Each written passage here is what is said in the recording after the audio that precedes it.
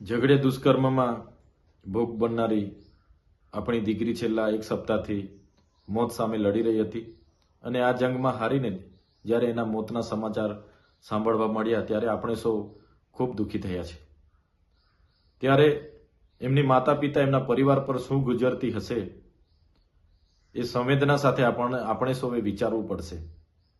આજે છેલ્લા 10 વર્ષમાં ગુજરાતમાં આવા કેસોની સંખ્યામાં 400 ગણો વધારો થયો છે અને આવા નરાધમોને ફાંસી આપવા કે આ પરિવારને ન્યાય અપાવવા માટે પણ ઘણો વિલંબ થાય છે।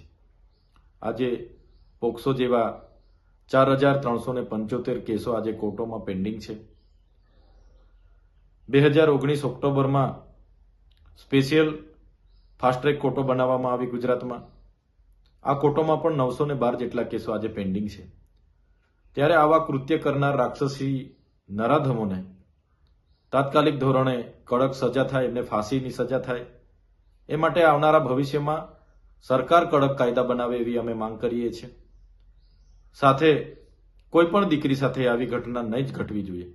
છતાંય કોઈ બીજા રાજ્યોમાં આવી ઘટના ઘટે છે, આપણા મુખ્યમંત્રી, ગૃહમંત્રી અને બીજા મંત્રીમંડળ એ રાજ્યોના સરકારોને સલાહ આપવા માટે બહાર આવે છે, લાંબા લાંબા ટ્વીટ કરે છે, કેન્ડલ માર્ચો તમામ વિસ્તારોમાં કાઢવામાં આવે છે। ઝઘડેની ઘટનામાં આટલા દિવસો સુધી સ્થાનિક નેતા હોય કે ગુજરાત સરકારના ગૃહમંત્રી, મુખ્યમંત્રી જે મૌન સેવ્યું છે એ મૌન આવા કૃત્ય કરનાર લોકોને હિંમત આપતું હોય છે।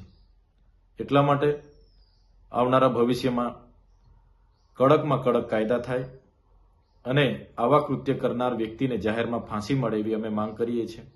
આપણે એક બાજુ મહિલા સુરક્ષાની વાત કરીએ છીએ, બેટી બચાવ બેટી પઢાઓની વાત કરીએ છીએ, પણ જે ગુજરાતમાં છેલ્લા 1 વર્ષમાં 648 જેવી આવી ઘટનાઓ ઘટી છે એ આપણી વરવી વાસ્તવિકતાઓ છે જે આપણે બધાએ સ્વીકારવાની છે અને આવનારા દિવસોમાં આવી ઘટનાઓ પર રોક કઈ રીતના લગાવાય એ બાબતે આપણે બધાએ ગંભીરતાથી વિચારવું પડશે અને એના પર નિયંત્રણ આવે એ પ્રકારની બધા જ લોકોએ આવનારા ભવિષ્યમાં પહેલ કરવી પડશે અને સરકાર આ બાબતે ગંભીરતાથી વિચારે એવી અમે માંગ કરીએ છીએ।